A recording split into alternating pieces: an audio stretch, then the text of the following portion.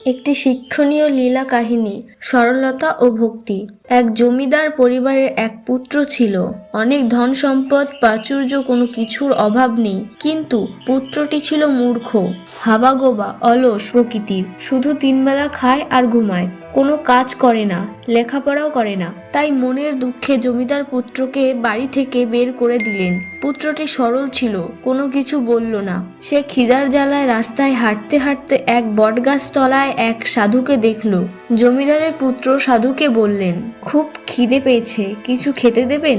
সাধু বলল, দিতে পারি, তবে তোকে আমার আশ্রমে সেবা করতে হবে। পুত্র বলল, হ্যাঁ করব, তবে আমাকে প্রতিদিন 3 বেলা খেতে দিতে হবে। তখন সাধু পুত্রটিকে নিয়ে আশ্রমে গেল এবং সেবা কাজে যুক্ত করলো। ছেলেটি সেবা করে খায় আর ঘুমায়। একদিন ছেলেটি প্রসাদ রুমে কাউকে দেখতে পেল না এবং সেদিন রান্না হয়নি। খেতে না পেয়ে খুব রেগে গেল এবং সাধুকে গিয়ে অভিযোগ দিল। ছেলেটি বলল, আমাকে খাবার দিন। সাধু বলল, আজ পবিত্র একাদশী, অন্ন খাওয়া নিষেধ, তাই রান্না হয়নি। পুত্র বলল, আমি এত কিছু মানব না, আপনি কথা দিয়েছিলেন আমাকে 3 বেলা খাবার দেবেন। সাধু তখন নিরুপায় হয়ে ওকে বলল, তোকে চাল ডাল দিচ্ছি, আশ্রমের বাইরে গিয়ে রান্না করে খা, কিন্তু যা রান্না করবি তা ভগবানকে নিবেদন করে খাবি। তখন সে তাই করলো। অনেক কষ্টে খিচুড়ি রান্না করলো এবং চিন্তা করতে লাগলো কিভাবে ভগবানকে নিবেদন করবে।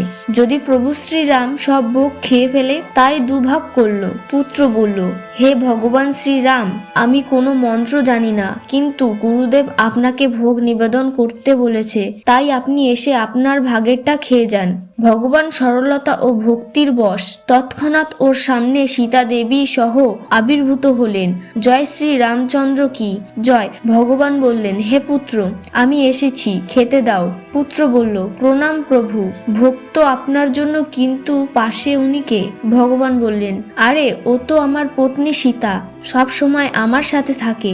বেচারা 2 ভাগ ভোগ রাম সীতাকে নিবেদন করলো, নিজে কিছুই পেল না। আশ্রমে গিয়ে গুরুদেবকে বলল, আজ কিছুই খেতে পারিনি। ভগবান রাম, মাতা সীতা সব খেয়েছে। পরের একাদশীতে পুত্রটি 3 জনের পরিমাণ রান্না করলো এবং 2 ভাগ রাম সীতার জন্য, 1 ভাগ নিজের। যখন সে চোখ বন্ধ করে ভগবানকে ডাকলো, শ্রীরাম তৎক্ষণাৎ আসলেন। পুত্র বলল, প্রণাম প্রভু, এবার আপনারা 3 জন কেন? আমি তো 2 জনের ভোগ রান্না করেছি। ভগবান বলল, আরে ও আমার ছোট ভাই লক্ষণ, সর্বদা আমাদের দেখাশোনা করে। পুত্র বলল, ও কি আর করব। পরের একাদশীতে সে বাড়িয়ে আনলো 5 জনের মতো করে। এবার ভগবান 3 ভাই সহ আবির্ভাব হলো। ফলে সে ওই 5 ভাগ ভোগ শ্রীরাম, সীতা, লক্ষণ, ভরত ও শত্রুঘ্নকে নিবেদন করলো। এবার সে চিন্তায় পড়ল, প্রভু তো প্রতিবার 1-2 জন বেশি নিয়ে আসেন, তাই বেশি করে চাল ডাল নিয়ে যাব।